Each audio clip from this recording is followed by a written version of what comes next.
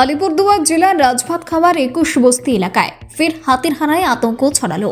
বৃহস্পতিবার গভীর রাতে জঙ্গল থেকে নেমে আসা একটি হাতির দল লোকালয়ে ঢুকে পড়ে। ক্ষতিগ্রস্ত হয়ে বাসিন্দা গোপাল ছেত্রীর বাড়ি ভাঙচুর হয় ঘরের আসবাব ও নিত্য প্রয়োজনীয় সামগ্রী।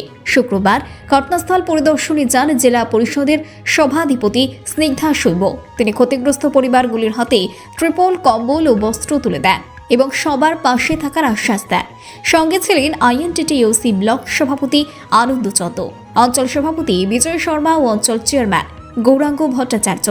সভাধিপতি জানান, রাজ্য বাজেটের সুবিধা সম্পর্কেও বাসিন্দাদের অবগত করা হয়েছে। কাল রাত্রে 12টা 20-তে এসে ঘরটা পুরো ভেঙে দিল। আমরা তো এই ঘরে ছিলাম, অন্য ঘরে। যদি ওখানে থাকতাম তাহলে আমরা বাঁচতাম না। আর খাটের উপরে পড়ে গেছে আমার আলমারিটা আর পুরা দেওয়ালটাই, খাটও ভেঙে গেছে। তো হাতি ফট করে আসলো, একবারে ভেঙে পরে উঠলাম, ওঠার পরে দেখি হাতিটা এই সাইডে চলে গেল। গতকাল রাতে এখানে হাতি, এই যেখানে আমরা দাঁড়িয়ে আছি বাড়িতে, হাতি বাড়ি ভেঙে গেছে, ওয়াল ভেঙে দিয়েছে। শুধু ওয়াল ভাঙেনি, পুরো ভেতরে যে ফার্নিচার ছিল সমস্ত মানে কমপ্লিট ড্যামেজ। তো ওটা শোনার সাথে সাথে আমরা অত গভীর রাতের ঘটনা, তো আজকে আমরা এলাম এখানে দেখতে। যদিও এখানে ফরেস্ট এরিয়া, আশেপাশে প্রচুর ফরেস্ট রয়েছে, এই হাতির হানার নিত্যদিনের ব্যাপার হয়ে গেছে এটা।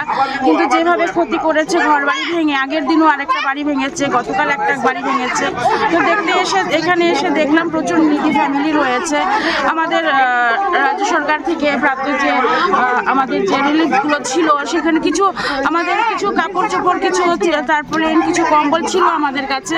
তো এখানে অঞ্চল প্রেসিডেন্ট ওরা বললো যে কিছু নিডি ফ্যামিলি রয়েছে, যদি কিছু ব্যবস্থা করা যায়। তো আমি যতটুকু যথাসাধ্য আমাদের কাছে ছিল, যতটুকু ওটা এনে ওদের হাতে দেওয়া হলো।